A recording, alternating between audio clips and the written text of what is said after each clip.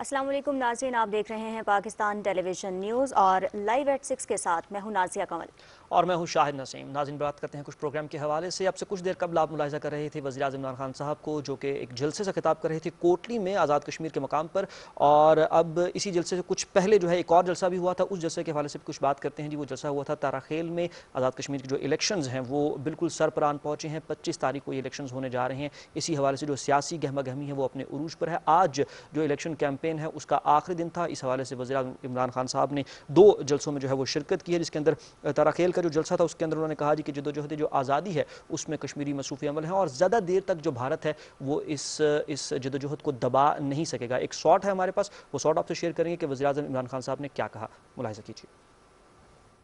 مجھے پورا اللہ پہ ایمان ہے کہ جتنی کشمیر کے لوگوں نے قربانیاں دی، یہ قربانیاں ضائع نہیں ہوں گی۔ اللہ نے آپ کو وہ حق دینا ہے۔ ریفرینڈم ہوگا انشاءاللہ،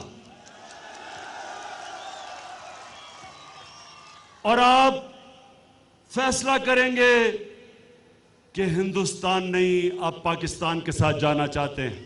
اس کے بعد یہ میں آج آپ کو اصل بات کہنا آیا ہوں کہ اس کے بعد میری حکومت پھر ایک ریفرینڈم کروائے گی، اور اس ریفرینڈم میں کشمیر کے لوگوں کو ہم کہیں گے کہ آپ فیصلہ کریں کہ پاکستان کے ساتھ رہنا چاہتے ہو یا آزاد ہونا چاہتے ہو۔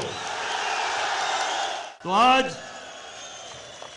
ہم اس جلسے سے یاسین ملک آپ کو پیغام دے رہے ہیں، حوصلہ نہ ہارنا، انشاءاللہ آسانیاں آنے والی ہیں، اور پھر سے ساری قوم آپ کے ساتھ کھڑی ہے، پاکستان اور کشمیر کی قوم، کہ آپ خود فیصلہ کریں گے اپنے مستقبل کا۔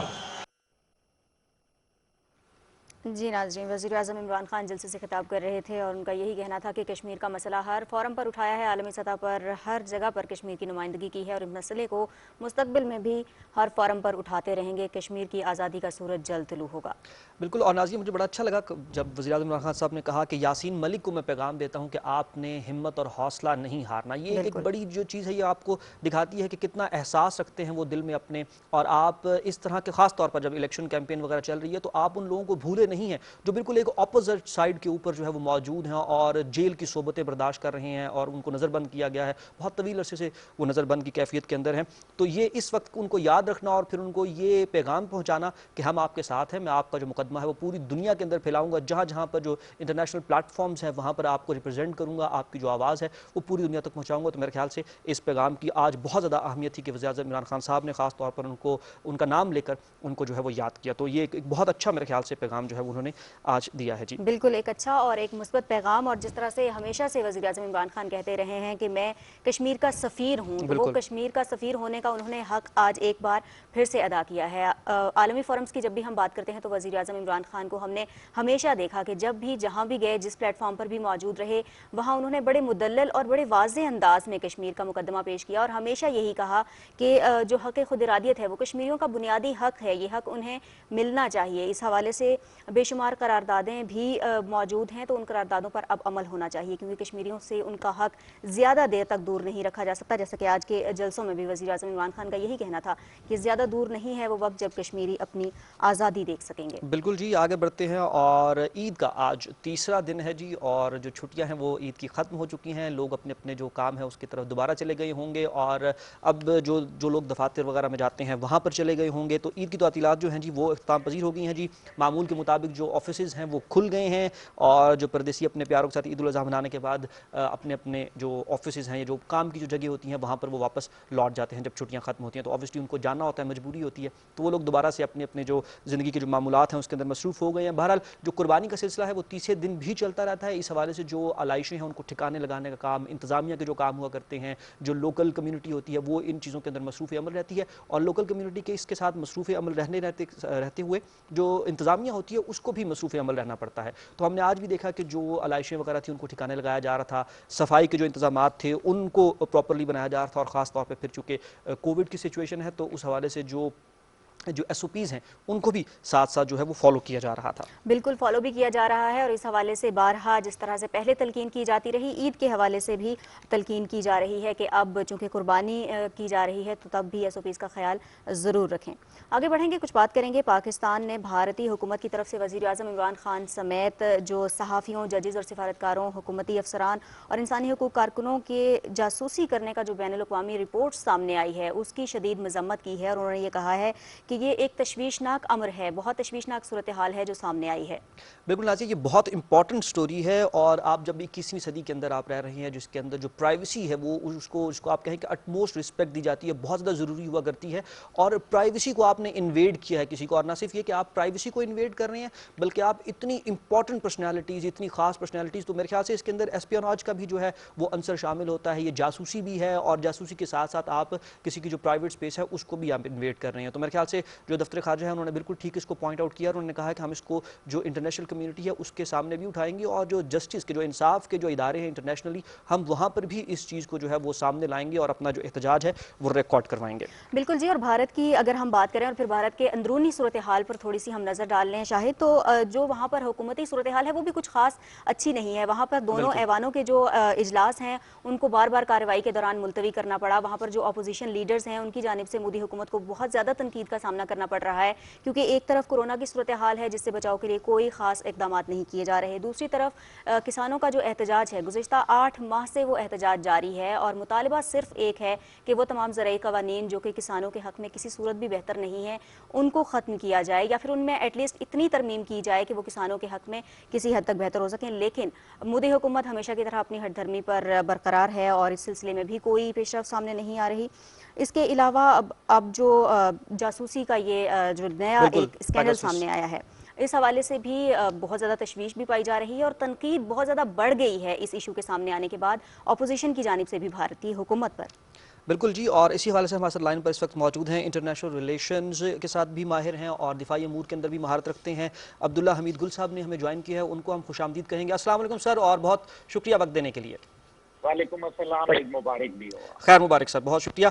अब्दुल्ला गुल साहब, इससे पहले कि हम लोग ज़रा पेगासस की तरफ जाएं, मैं चाहूँगा कि हम इंडिया के जो इंटरनल हालात हैं उसके ऊपर ज़रा कुछ बात कर लें कि एक तरफ कोरोना की सिचुएशन है, उसके ऊपर गलत आदादोशुमार बताए जा रहे हैं, जो हलाकतें हैं वो असल तादाद से बहुत ज़्यादा हैं, इंटरनेशनल 2 से 3 रिपोर्ट्स इसके ऊपर सामने आ चुकी हैं। फिर दूसरी जानिब हम देखते हैं कि जो किसान जो तहरीक है वो ज़ोर पकड़ती जा रही है, उसके बाद जो इंतज़ामी अमूर हैं वो गलत हैं। अब उसके ऊपर पेगासस का जो एक स्कैंडल है वो सामने आ गया कि अब वो जो अपने लोग हैं, बाहर के लोगों की तो हम बाद में बात करेंगे, वो अपने लोगों को भी टेप कर रहा है, जो उनके यहाँ हुर्रियत रहनुमा हैं, वो जहाँ पर उनके जो पॉलिटिकल जो उनकी अपोजिशन है उसको कर रहा है। राहुल गांधी वगैरह साहब के जो फ़ोन है वो टेप किए जा रहे हैं, फिर जो सिख बरादरी है उनके फ़ोन्स को टेप किया जा रहा है।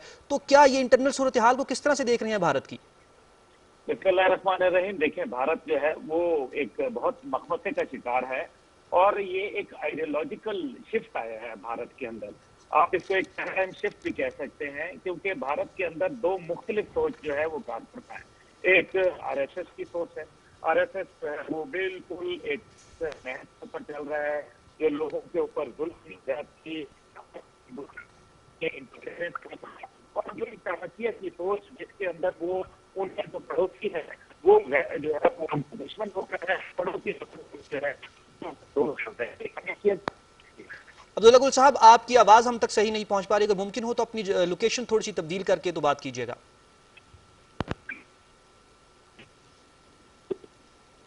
अब्दुल्ला गुल साहब हमारे साथ लाइन पर मौजूद हैं। नाज़रीन, यहाँ पर वो बात कर रहे थे आज़ाद कश्मीर के हवाले से, जो इलेक्शंस हुए थे उस हवाले से हमने आपको पहले बताया, और उसी हवाले से उसमें भी ये चीज़ डिस्कस की गई, जो मकबूजा कश्मीर की सूरत हाल है वो बहुत ख़तरनाक हद तक जो है वो बिगड़ती जा रही है। और अब्दुल्ला गुल साहब, आप तक हमारी आवाज़ आ रही है? अब्दुल्ला गुल साहब हमारे साथ मौजूद हैं, वो जो ही उनसे दोबारा रब्ता होगा हम एक बार फिर उनसे बात करने की कोशिश करेंगे। और इंडिया के जो इंटरनल हालात हैं उस हवाले से बात कर रहे थे और उसी हवाले से मकबूजा कश्मीर की सूरत हाल है। जब जब हम भारत की बात करेंगे तो मकबूजा कश्मीर की बात होगी, मकबूजा कश्मीर की बात करेंगे तो भारत की बात होगी। तो भारत के जो इंटरनल मामलात हैं वो बहुत ज़्यादा ख़राब सूरत हाल चल रही है और इस तरह से लग रहा है कि जो कॉन्फ्लिक्ट्स हैं, जिसको आप ये कह सकते हैं कि बहुत ज़्यादा कॉन्फ्लिक्ट्स जो हैं वो एक ही वक्त में इस वक्त भारत सरकार को फेस करने पड़ रहे हैं। और उसकी ऑब्वियसली उसकी वजह भी वो खुद ही हैं और ख़ुद ही मतलब हम इसे سے کہہ سکتے ہیں کہ انہوں نے یہ سارے جو پرابلمز ہیں، یہ سارے جو مسائل ہیں اپنے لیے پیدا کیے ہیں. اور ہم نے نازیہ دیکھا کہ جو پیگاسس کا معاملہ ہے یہ صرف پاکستان تک محدود نہیں ہے. ایسا نہیں ہے کہ پاکستان تک تو چلیں سمجھ میں آتا ہے کہ وہ ہمیشہ سے اس طرح کی کارروائیاں جو ہے وہ کرتا رہا ہے پاکستان کو نقصان پہنچانے کے لیے، پاکستان کے خلاف.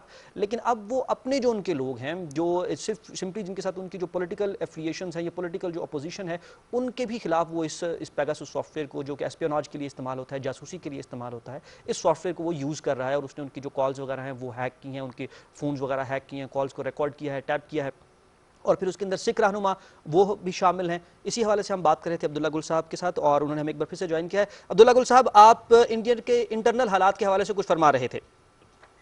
جی، میں گزارش یہ کر رہا تھا کہ بھارت جو ہے وہ ایک بالکل آئیڈیالوجیکل شفٹ بھی وہاں آیا ہے، اور ایک بالکل ان کی نظریاتی اتنا بڑا اختلاف رائے پایا جا رہا ہے. ایک وہ سوچ ہے جو کہ ظاہر ہے گاندھی کی سوچ کو فالو کر رہی تھی، اور وہ ایک رائزنگ انڈیا کی طرف بات کرتی تھی، وہ ایک سیکولر انڈیا کی بات کرتی تھی. جبکہ اب جو سوچ آئی ہے وہ تو ایک دہشت گردانہ سوچ آئی ہے. آر ایس ایس کی وہ سوچ، یہ وہ لوگ ہیں جنہوں نے گاندھی کو قتل کیا تھا. نتھو رام گوڈسے جو کہ ہیرو ہے نریندر مودی کا، اس نے تو قتل کر دیا تھا گاندھی کو.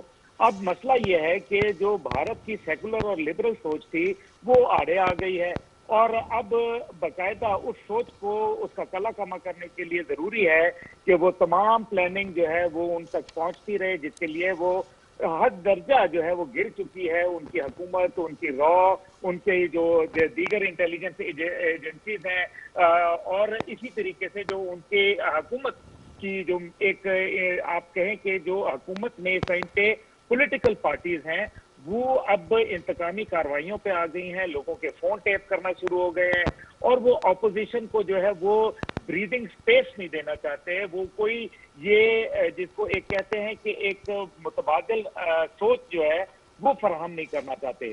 اس وجہ سے وہ گھبراہٹ کا شکار ہیں، اور وہ یہ چاہتے ہیں کہ ایسی سوچ کو بازور شمشیر جو ہے یا طاقت کے ذریعے اس کو دبا دیا جائے، اور اس کا زیادہ تر ملبہ جو ہے وہ پاکستان پہ ڈالنے کی کوشش کی جاتی ہے.